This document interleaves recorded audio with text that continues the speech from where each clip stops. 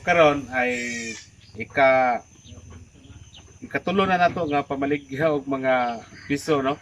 Straight siya ba? Nga kana bitang Lunes nakabaligya ta, Martes nakabaligya ta, karon Miyerkules nakabaligya na sad ta. So ugma Huwebes, Biyernes wa pa ta kabalo ko makabaligya or dili. Kini nga tuwa nga ginagmay ra bitaw nga sideline, ginagmay nga manukan. Dili mo gud siya pareho sa tindahan nga kada adlaw na kay sales ani. So dili mo gud inani labi ni nga tuwa ginagmay ra kay nga mga manukan, backyard ra nga kuan ba, nga sit up. Dili gid inana. Pero karon kani sa Ginoo ba nga straight po last week. Daghan mo pong namalit gihapon last week halos kada adlaw man sad. Karon gyud ang pinaka straight gyud ba? Lunes, Martes, Miyerkules natay kuan ba? Nay namalit sa tuwa. So karon ato nang i-prepare ang ato ang mga sampin nga ato dayang i-deliver sa Davao. So sa uban nga wa pa kabalo kung asa mong lugar, naaday may sa Alaay Bukidnon, kanang boundary ni siya sa Cagayan de Oro City ug sa Bukidnon ba. So kung kisa tong gustong mo palit, mo bisita, pwede ra ta mo PM sa ato ang page nga Das Ruin Channel. So before ta mag-deliver karon sa Davao sa ato ang repeat buyer og sa atong amigo nga si Sir Limwell Gambua, usa siya ka OFW sa US. So karon ipakita sa nako sa inyo ang kining ato bitong mga sampin. Okay.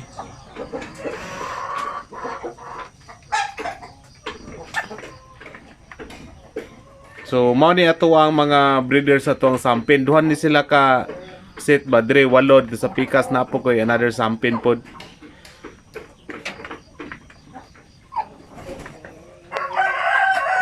So kung naay mangita for example, bay og laki, kung for example dire ko makuha og baye, sa pikas po ko makuha og laki para dili sila managsuon. Nya tulo na pud nako ning gailes ko og roster sa ato ang sampin. So karon na sa tay mga gipadako nga mga kanang himuon na to nga sunoy ba para mo sa ato ang mga uban pang umaabot na to mga sampin. So mao ni siya.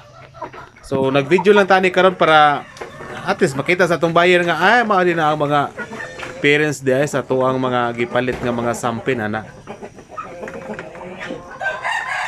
So nay nangutana gabi nga unsa din ang sampin? Ang sampin kanang klase man gud siya sa native chicken diri sa tuwa sa Pilipinas nga gikan sa Zamboanga Peninsula. So kumbaga burag gi-shortcut lang ba ang Zamboanga Peninsula sa sampin mao ni siya. Nani sa yung mga Huluano strain kining klaseng sampin native chicken.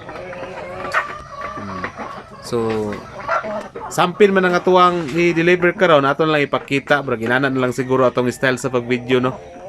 Sampin man ang naay ni palit. Kini mga sampin sa ato. For example, siya moasel pud ato ipakita kung basilan po to ipakita nga breeder bro ginana na lang siguro ato ang pwede nga mahimo nga content no. So mo ni ato mga sampin walo ni dire ka buok.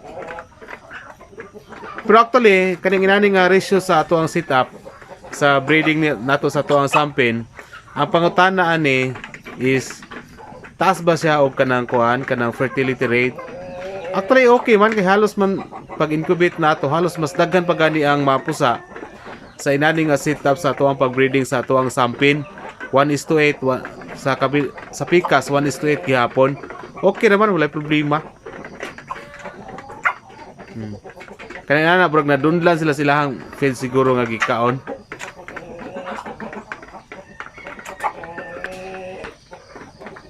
So inani na gud ang kuan ang color sa tuang sampin. Uniform ko siya, bay itom inana ang laki tanan nga color ana ba. Wala gyud pwedeng mahimo nga sampin nga mahimong abuhin, mahimong kanang talisay, mahimong unsa pang lain color. Mao na gini ang atuang color sa atuang sampin native chicken. Okay ni siya kay mga buotan mo sa nga manok dili siya kayo ingong mulupad gyud og taas. Grabe gyud siya ka idlas. Inani lang siya medyo dako-dako sa siya compared sa mga pure natives gyud. like darag, medyo dako lang siya gamay, di pod asin grabe siya kadako nga pareha nagsyamo, pareha nagbasilan, dili pod. Okay. So karon ato ibaligya mga kasagaran, mga piso lang gihapon.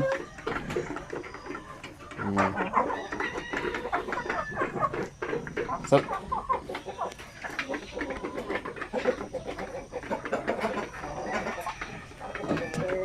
kining usa na unsa man usa di man mukaon. Hadlok na siya tuhikon. 2 4 6 walo na dili ba na 2 4 6 walo gid ay. Pero kasog lawas ning isa ka bayo. Nya kusog sa sila mukaon, pero anaga mix tag mga sliced bread, mga sobrang kanon. Wa sila pili ang ato nga sample sa mo tag na kay mga nana, mga dahon-dahon kaso kulang mga. So okay ang ato ang sample na maayo siya nga mga manok actually sa kuha lang. Dali ra siya atimanon ba.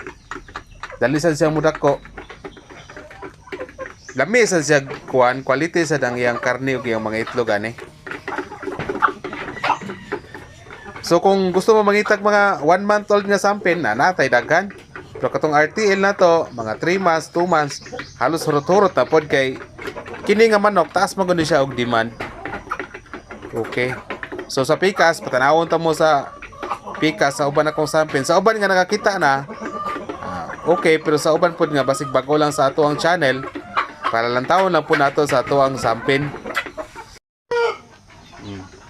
Kini mo ni ang ato ang another nga breeding pen sa ato nga sample.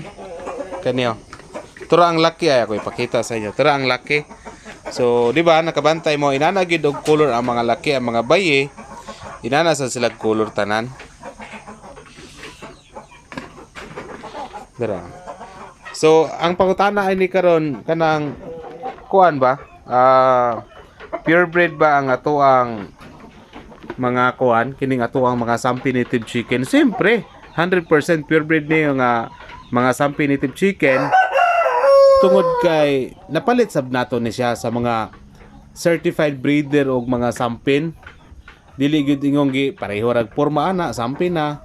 Kay itom-itom kay pratong laki, pula-pula urag latong ba ina nag color. Sampin na dayon dili.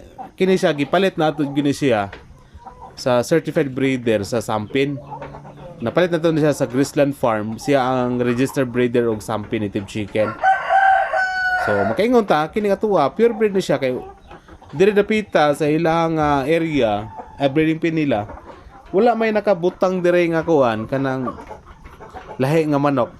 So purebred ang atuwa ang Sampi native chicken. Yan sinaw kay mga balahibo ba.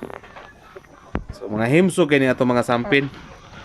Mo ni pinaka kuan, pinakauna nato nga mga baye. Ang kanang laki, mora kung gilisan ang bayi wala na. Mo na sa nindot kay color atong sampi na kay itom ba.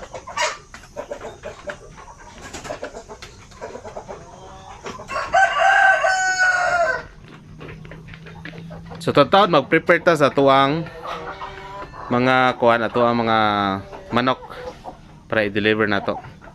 Shout out dai kay Limwil Gamboa, amigo kay nako sa OFW sa US. Sige migtawag, sige istorya.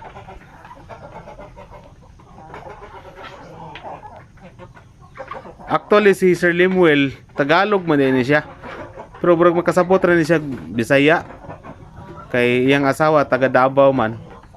Kasabot lang siguro siya Bisaya pero dili lang siguro burag kuan baka nang straight makaistorya o Bisaya. Kaysa mag-istorya may magsagol man siya Bisaya. Si Sir Limuel Gamboa.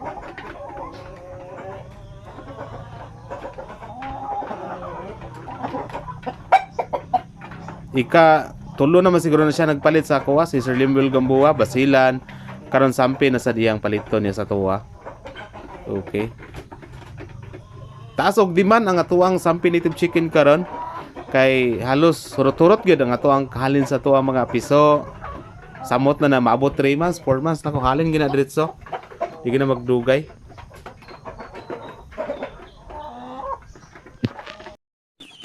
So kini sila maune. Oh. So kini sila mao ni mga sampin pilion na nato dire ang pinaka maayo mo atong ipadala.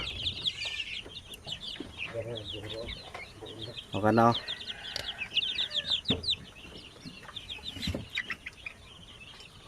Ayo sabi yan.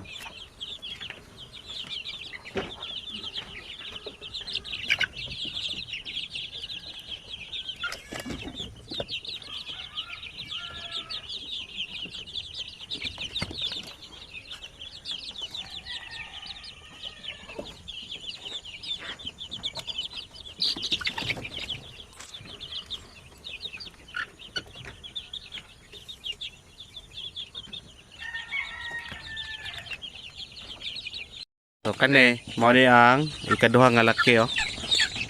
So tagaan na to si Sir Limwil kay ato man siyang amigo nga kuan.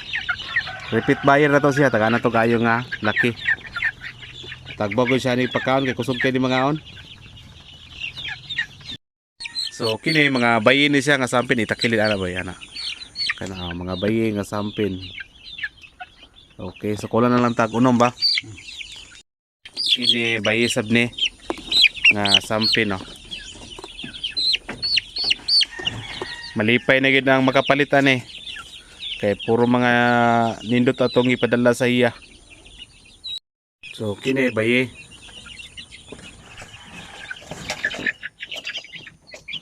Mga bayi oh. So mao na lang ni nabili no. Gamay na lang kayo. Pila ka bayi nabilin boy? Tulura, dua ka sampin sa kabasilan. Ah, mao ba? Basilan man eh. A few moments later.